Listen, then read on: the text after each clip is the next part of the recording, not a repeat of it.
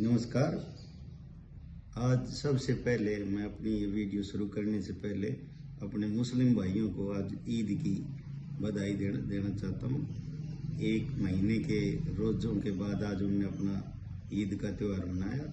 भगवान उनको बहुत बहुत मुबारक दिन रहे आज का।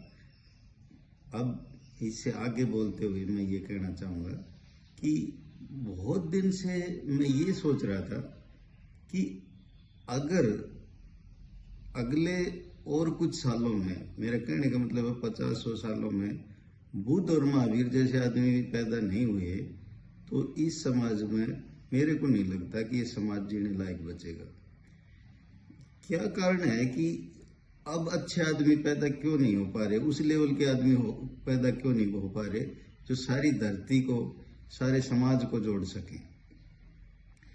हमारे समाज में, खास करके हरियाणा परिप्रेक्ष्य में मैं बोलना चाह रहा हूँ कि पहले समाज में ये होता था कि अगर एक आदमी विपदा में है और उसको कोई दूसरा आदमी जो कि अपने आप को मजबूत और ताकतवर समझता है, अगर वो दबा रहा है उसको, तो हम लोगों में होता था कि हम हमेशा कमजोर का साथ देते थे और जो बात होती थी सच्चाई को सच्चा कहते थे।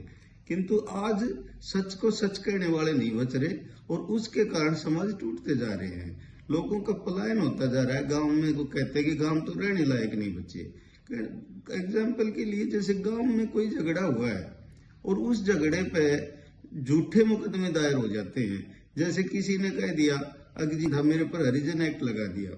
ये बात गलत है कि कोई किसी जाति विशेष से किसी को दबाए या उसको तंग करे, पर अगर उसने इसको नहीं कहा है तो जो सरकार ने उसके फायदे के लिए, उसके उत्थान के लिए जो एक बहुत अच्छा एक्ट बनाया है उसका वो मिसयूज ना करे। ये बात मैं इसलिए कह रहा हूँ कि तुरंत का एक केस है, जखाड़ा गांव है रेवाड़ी जिले में। वहां अभी एक जमीन का टुकड़ा था और दो आदमी उस जमीन के टुकड़े पर अपना कब्जा बता रहे थे। एक कह रहा था कि मैं कब्जा धारक हूँ, दूसरा कह रहा था कब्जा धारक मैं हूँ। अब जबकि वो उस जमीन का मालिक कोई तीसरा ही था। अचानक उनका एक दिन झगड़ा हुआ और एक पक्ष ने दूसरे पक्ष पे ये कह दिया कि आपने मेरे को जाति से संबोधित किया और हरिजन एक्ट की तैयारी कर ली। दूसरे पक्ष ने सुसाइड कर लिया। अब गलत दोनों ही पक्ष के साथ हुआ है।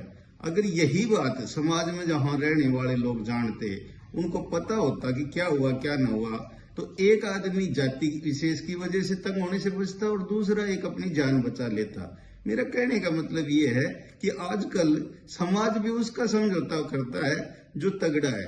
तगड़ा आदमी तब तक समझौता नहीं होने देता जब तक कि फैसला उसके पक्ष में ना हो जाए।